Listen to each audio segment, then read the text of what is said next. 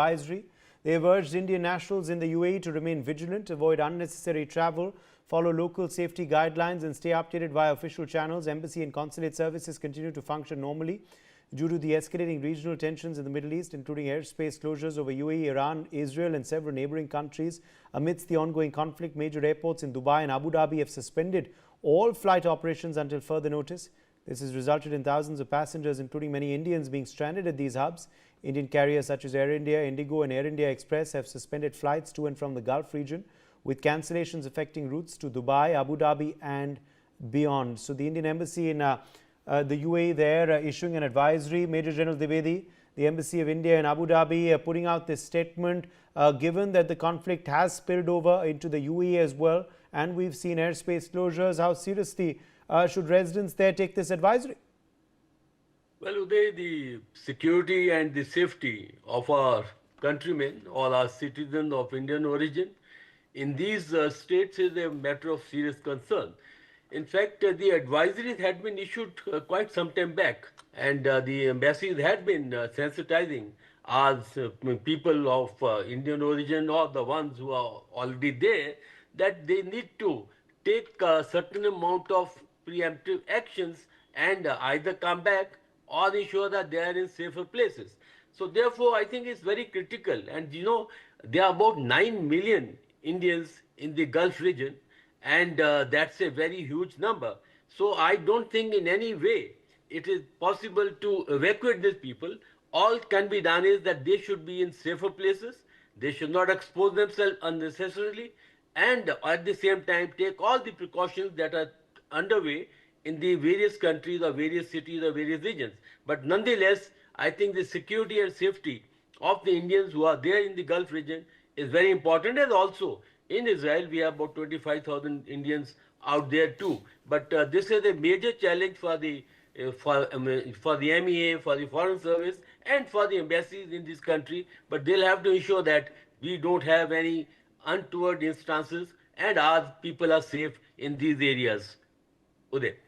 Okay, let me in fact take that before I take that to Sumit, we're getting more breaking news coming in. A drone has targeted Kuwait International Airport, leaving several workers with light injuries and causing limited material damage, the state news agency has reported. So, of course, the fighting spilling over now into many parts of the Middle East. News now coming in from Kuwait. In fact, a video also emerging, Sumit, from the Kuwait airport. A drone has targeted the airport there. Several workers have got light injuries as a result to this. Also, material there has been damaged too. There's a lot of smoke in these visuals as well.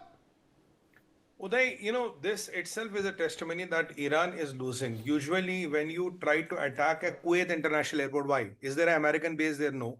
Were Americans flying out of there? No. Were you trying to kill Americans or Israelis? No. You are just trying to kill Kuwaitis or the local workers there, which you have done. So what are you trying to do? Because in my opinion, they don't have a lot of ammunition left. A lot of people tell me, my estimate is 40% of IRGC's might is already decimated. They can't fight this war. General Saab was right. They have no chance of winning this war. So what are they doing? They are going to and attacking everybody right, left and center. Rather than missiles to Iran, let me send missiles. So why did they attack Atlantis in Dubai? Who was living in Atlantis, Dubai? What was the purpose of attacking Atlantis? Why Kuwait International Airport? Why are you trying to send rockets over Doha? Whom are you trying to kill in Doha? I mean, even they are now attacking wherever there are no American air bases, where civilians are living, where civil people are living. It's that mentality. Before I die, I want to kill a lot of people with me. And let me tell you, sir, last night, there was a solid intel that, Gerald Ford will be positioned outside Israel because they have a plan. Let's get rid of all the Israel and let's have maximum casualties to Americans, then go down in the war. That is what the plan was. But that is why Gerald Ford was kept there. And you cannot wait. I mean, if you are Israel or America or anybody, you cannot wait for a mullah wearing a black cape to decide when to kill you, when to fire the next rocket. You have to go and do whatever it takes to do. And what is this man doing? He, in the holy month of Ramzan, he's attacking the fellow Muslim countries for no rhyme or logic. He's just sending his rockets and missiles and drones everywhere. And everywhere, either they get intercepted or they're hitting civilians. There was one, rocket which was hit over Doha market, possibly, or a street. When it was intercepted, the wreckage fell down and a couple of people got injured. I mean, that is the kind of mayhem we are seeing. The challenge here is that even all these countries have got together. Today, British jets are in the air. UK, France, Germany, everybody is saying we'll defend what it comes. I think Iran is trying to start a war with everybody. And there is good chance, Uday. I'm not saying I have any information. There is good chance Khamenei is no more. Nobody is talking about Masoud Pezeshkian. The first attack happened on Masoud Pezeshkian's and Khamenei's house. Are they alive? Are they dead? What is the position of IRGC? Your topmost commander is dead. Your defense minister is dead. Your other of couple of other commanders are already killed. Now, even what I was just browsing through something that talks of they're already talking of closing Strait of Hormuz. Because if you want to close Strait of Hormuz, that will be a full-fledged war with everybody. And the Fifth Fleet is exactly in Bahrain to make sure the Strait of Hormuz doesn't close. And Trump was very clear that the Iranian IRGC Navy has to be completely decimated. Yes. They have to be completely brought down. So what are you doing? Are you trying to do a suicide? Do you want to get you a lot of people killed because a man has some religious fantasies which he wants to get proved, and on the top of that, a lot of people have to lose their life? I think the bluff has to be called. This proxies, this patronization of Islamic terror, mainstreaming Islamic terror in the name of religion, finding a fig leaf to kill innocent people in this region or other, which includes 32,000 people of your own country. This is agonizing. This is atrocious. This can't be acceptable. And that is what has to be challenged, Uday. The challenge here is that now they have gone literally insane. They're just throwing rockets at anybody, sir. A lot of new targets which have been hit have nothing to do with America. No American base, no American, no Israeli lives there. They're just common citizens like you and me whose houses, whose residences and whose livelihoods are being targeted by Iran. What is their mistake? Bhai, kya galti hai unki? Why they should be targeted? This is something which Iran needs to be asked. The only thing I can think of, Uday, they are rattled now. They know the war is getting out of Yes. their hands. No match Yes. to the fire. Yes. Now Stay with us. Stay with us. In fact, now we're getting news from the UAE. United Arab Emirates Defense Ministry has said it has intercepted a new wave of Iranian missiles and drones, adding that its air defense systems have successfully neutralized the incoming threats. So, breaking news coming in from the UAE. The UAE now Defense Ministry has intercepted a new wave of Iranian missiles. Major General Dwivedi, successfully neutralized incoming threats is what the Defense Ministry of UAE has said. UAE targeted in this latest round a barrage of missiles, but it seems that the missiles have been intercepted. Absolutely, Uday. I think before this operation went in, that's a normal military, way of doing things. That you always shape the battlefield. I think the battlefield had been shaped up with a lot of cyber and other means of electronic means, so that the missiles actually become inaccurate or they become ineffective. And as Sumit was rightly saying, that today none of the missiles have been able to hit any military targets.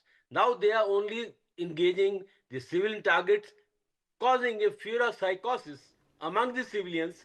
They are not able to hit the military installation or military targets. So the point is, I think, before this operation went in, a lot of preparatory effort went in to shape the battlefield to ensure that the Iranian systems are either rendered deaf or they are ineffective, because right now what is happening is that out of desperation, the Iranians are firing their rockets and missiles actually to nowhere, and this is exactly what is going to happen. Let me make a kind of a premonition that this war, actually Iran is going to be defeated very badly, and all they have is to gear up the proxies, the Houthis or the Hezbollah or Hamas.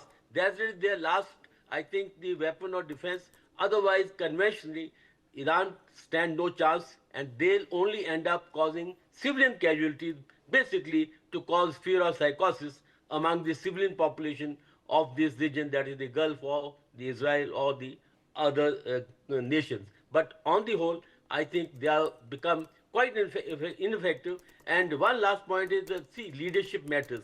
I think a lot of the leaders at the top actually have been rendered either ineffective or they have been casualties. And within IRGC, also there are factions. There are certain factions which don't want to fight on, and there are certain factions would be loyal to the current regime. So that's why President Trump has said that you have option to lay down the arm, because after all, IRGC is not a completely homogeneous body.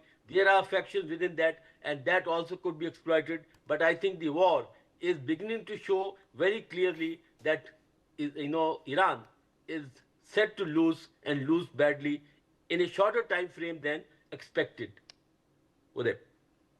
All right. More breaking news also coming in this hour. President Donald Trump is monitoring the situation overnight at Mar-a-Lago alongside members of his national security team. The president spoke with Prime Minister Netanyahu on phone as well prior to the attack. Secretary Rubio had called all members of the Gang of Eight to provide congressional notification, and he was able to reach and brief 7 of the 8 members. The president and his national security team will continue to closely monitor the situation throughout the day. So big news coming in from the United States of America. United States President Sumit was overnight monitoring the situation from Mar-a-Lago. Meanwhile, the Gang of Eight was summoned. I think 7 out of the 8 were briefed by Secretary of State Marco Rubio. Donald Trump also is going to be through the day monitoring the situation along with his national security team.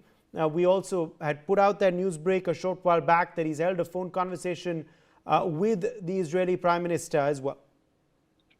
Uday, if you look at the last attack when Mr. Trump met Netanyahu first time in February, they had a plan with him. It was approved by Trump. The attack happened in June, and all this while his 7th meeting with Donald Trump couple of days before, the attack was already there. What General Saab said, the attack was decided that they're going to do it. They were just getting the blocks in together. They were getting the armory together. You look at if you look at the last meeting, when the last meeting was held, Iran told us the meeting is very well. Oman told us, oh, meeting inshallah bahut achhi gayi.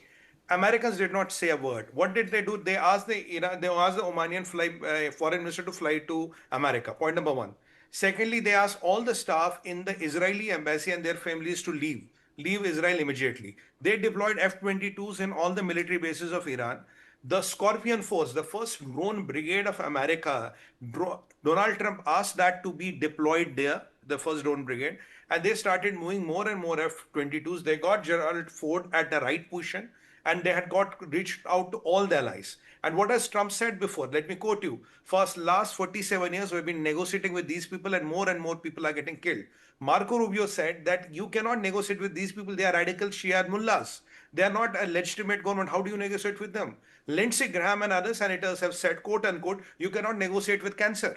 So the idea here is that there were enough things on the horizon which was told that this attack is being planned. And let me quote you, Israeli government saying that if you do a deal with Khamenei, you're only giving him a lifeline. And Trump was very clear. Netanyahu was very clear. We have to completely annihilate everybody. And if you look at the Israeli media, the Israel is very clearly saying that we were targeting the political and the military leadership of Iran. Last time when they did the midnight hamper, Trump came and said, okay, stop, ceasefire. Now, this time, very clear demarcations are there. We are targeting political and military leadership of Iran and a full regime change and a full reset. Because Americans said you have to talk about the uranium, you have to talk about the ballistic missiles, and you have to talk about proxies. And whatever treaty you want to do with us, that is still perpetuity. There is no end line to treaty. It's not an Obama treaty 2025 mein khatam. No, it will be for lifelong, no enrichment. And whatever you have enriched, 240 kilograms of uranium has to be shipped to United States of America, no other country. So all the tricks which Iran thought it could play with Agrachi and all are not there. And what is this that Khamenei is addressing? Why for last 3 hours we're hearing Khamenei is going to address. We don't know where he is. They are not talking about Masood Pezeshkian. They are not talking about a lot of commanders which Israel is claiming they have eliminated.